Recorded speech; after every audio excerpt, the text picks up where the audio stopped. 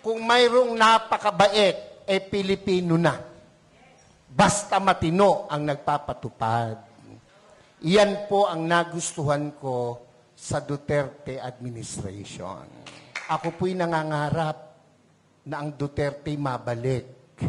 Pansinin nyo, noong panahon niya na nakaupo, mga politiko'y takot na gumawa ng mali. Pati pulis, pati sundalo, takot. Aba, biglang, anong nangyari? Ngayon ang mga kurakot mga nakaupo. Bakit ang isang obispo ay sumusuporta sa ganito? Aba, hindi masamang mangarap ng pag-unlad ng pagkakaisa sa bansa natin. Alam niyo po, sa edad kong ito, marami na po akong kasigida dito, mga 30 anyos. Huwag kayo magpapahilata. Sa paglalakbay ko po, Hong Kong lang. Ang mga Pilipino, pag nasa Hong Kong, kang babae. Hindi nagtatapo ng balat ng candy, nilalagay sa bulsa. Pag naka-red, tigil. Kahit walang lumalakad na sasakyan, walang tumatawid. Ilalayo pa natin sa Subic ang Pilipino pag nasa Subic, ang babait, law-abiding citizen. Ang tanong, bakit? Alam nila kasi, hindi sila paglalaruan, hindi sila bibiruin ng gobyerno sa Hong Kong. Naran po ba kayo? Ang totoo niyan, yung katabi mo, matino yan. Pakisabi mo sa katabi mo, matino yan. Pag matino ang nagpapasunod. Amen po ba? Amen po ba? Nako, kung mayroong napakabait, Pilipino na. Basta matino ang nagpapatupad. Iyan po ang nagustuhan ko sa Duterte administration. Kahit ako po ay isang obispo, pare, alam niyo naman si Pangulo, pag binanggit ang pare, dumudura. Hindi naman ako kasali doon. Ang katwiran ko, hindi naman lahat. Hindi ako kasali doon. Binabanggit ng Pangulo, pera si Bishop Perez. Naran po ba kayo? Ba't ako masasali? Kapogi kong ito. Biro lang po, pero yun po ang totoo. Noong ako po'y nag-aaral, paborito ko pong guro, may katapangan. Abay, nakikinig lahat ng kaklase ko. Pag ang guro ay napakabait, naglalaro yung mga klase ko.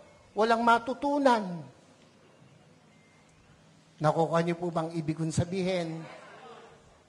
Sigurado, ang mabait, ang pinsang buo, katangahan. Pakisabi mo nga sa katabi mo, pinsang buo ng mabait, katangahan.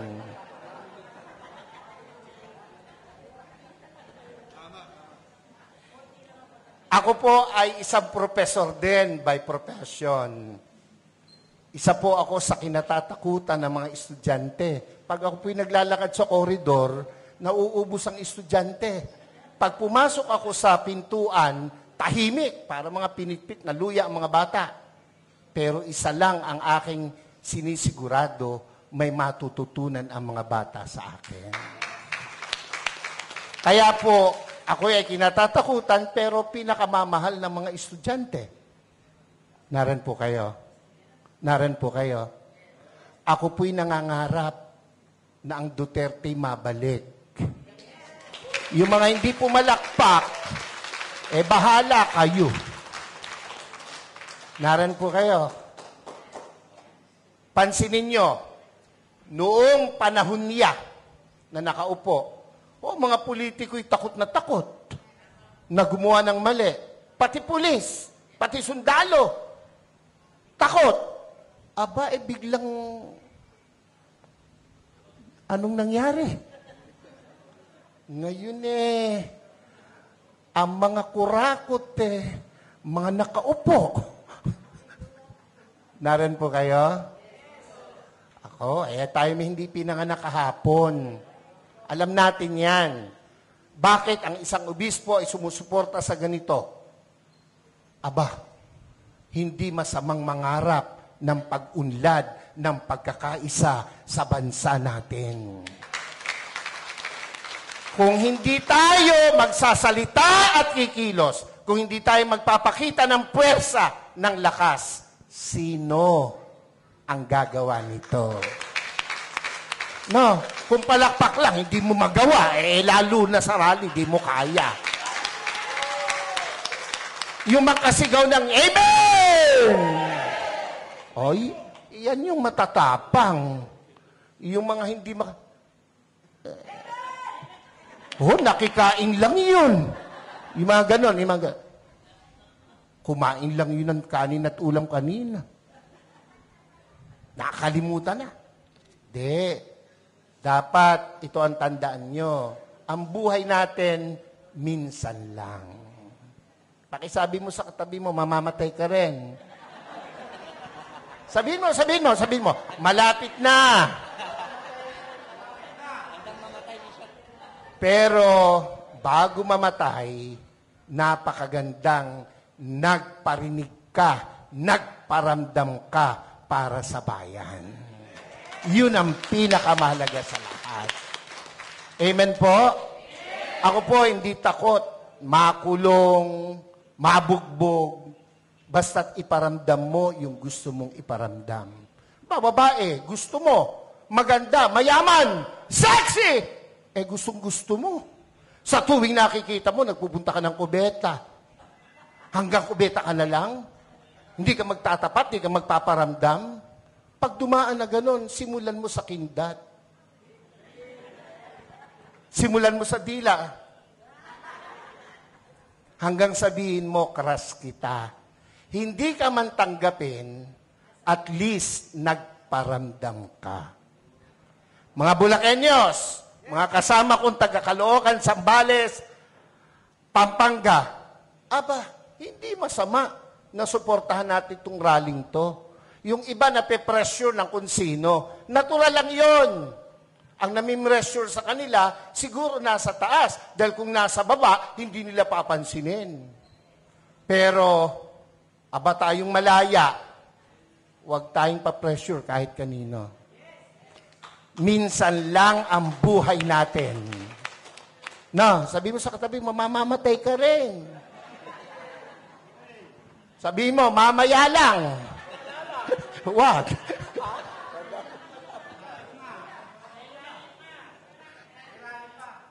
Dapat iparinig natin, iparamdam natin ang ating saloobin. We are not against the government.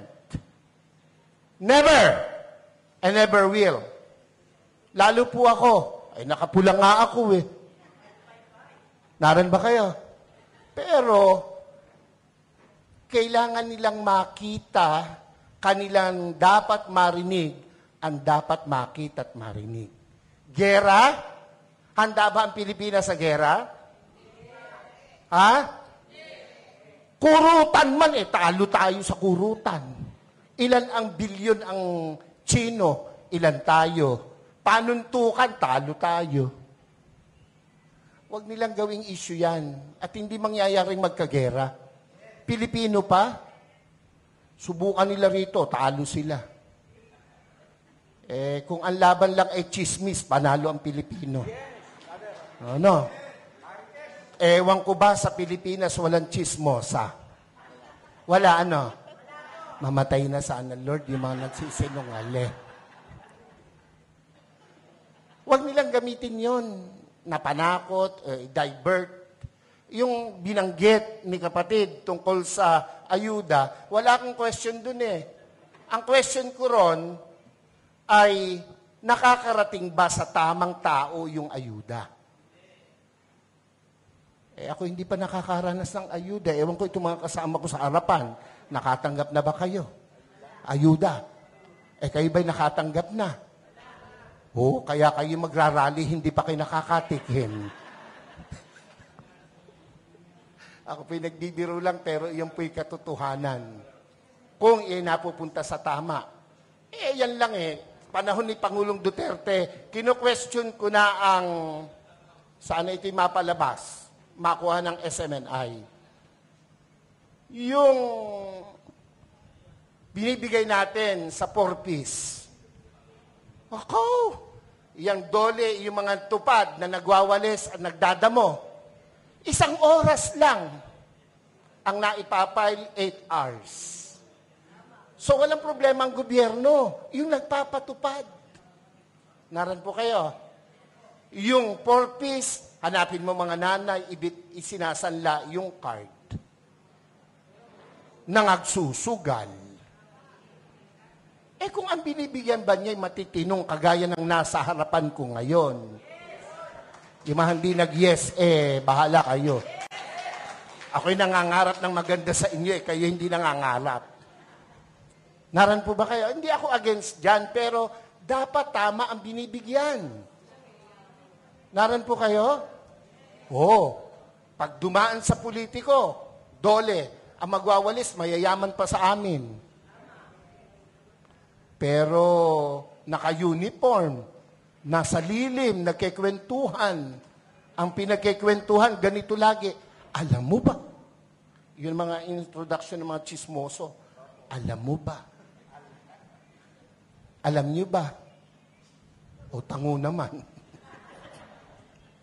Hindi tayo papayag na hindi natin iparinig, iparamdam, ipakita ang dapat nating ipakita sa bayang Pilipinas na ating minamahal. Ako po, kung matetreten sila sa pagtakbo ng mga Duterte, matreten sila. Bakit? Matitino yung Duterte. Ako po, kahit obispo, nung panahong iyan ay lumalaban, ako po'y kasama.